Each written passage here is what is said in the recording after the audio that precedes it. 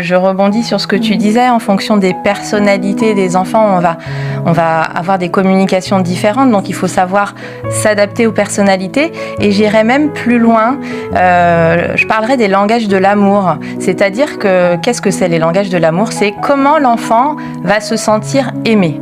Comment je peux communiquer mon amour à mon enfant pour qu'il le reçoive. Et c'est Gary Chapman, dans son livre Les langages de l'amour, qui nous décrit 5 langages.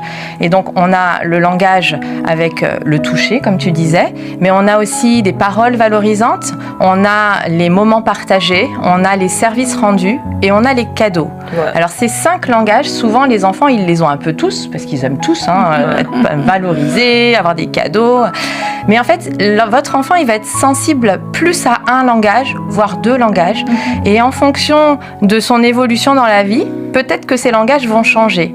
Et si son langage à lui, qui sont par exemple les paroles valorisantes, c'est pas du tout votre langage à vous, et que vous êtes plutôt dans des moments partagés ou dans des cadeaux, et ben votre enfant, il va moins recevoir en fait et moins être réceptif à ce que vous lui apportez, alors que vous pensez faire la bonne façon de communiquer.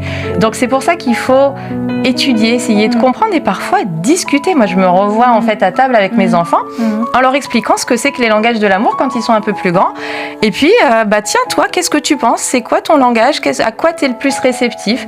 J'en ai un qui est réceptif aux paroles valorisantes et j'en ai un autre qui aime bien les moments partagés. Et donc c'est vrai qu'il faut s'adapter. Et donc c'est vraiment un moyen de communiquer notre amour pour eux et c'est essentiel. Ok, alors